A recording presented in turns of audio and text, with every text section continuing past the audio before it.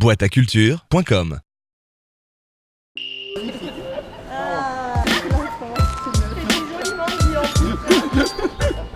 On a mis en place un fonds d'aide à la professionnalisation qui va aider les artistes sur la base de 1 000 € par artiste avec un plafond de 4 000 € par projet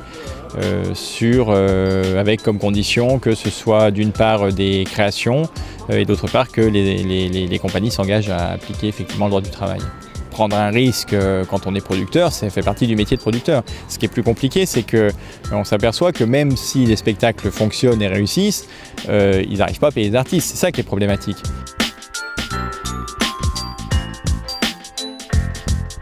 La difficulté qu'on a toujours avec l'écologie, c'est que c'est toujours quelque chose qui vient après.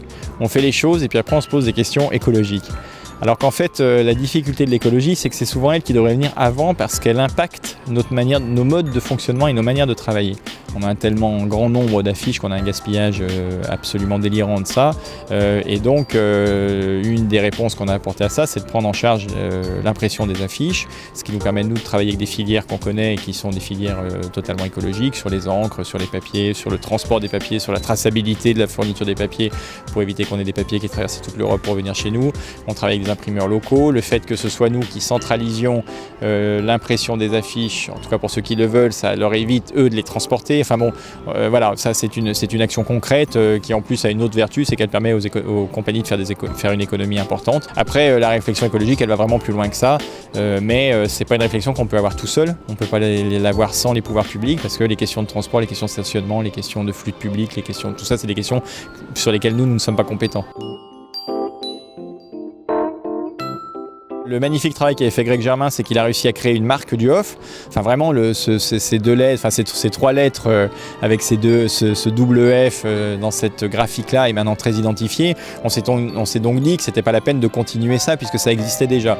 Autant s'en servir puisque la marque existe et du coup, on s'est dit que ce qu'on avait envie de montrer nous, c'était aussi la diversité du off. On travaille sur de la couleur, on travaille sur la diversité, on essaye de montrer qu'on a du off plein les yeux.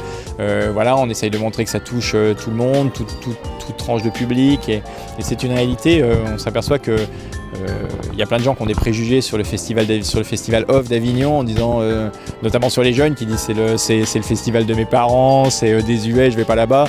Et puis en fait quand ils y viennent, ils sortent enchantés parce que c'est vraiment un enchantement ce festival et parce qu'il y a toutes les esthétiques, parce qu'il y a de la musique, parce qu'il y a absolument tout. Et c'est cet enchantement-là qu'on a envie de montrer. Il y a un gros suspense autour de la parade. Alors pourquoi ce mystère ? Parce que c'est une parade et que c'est une surprise.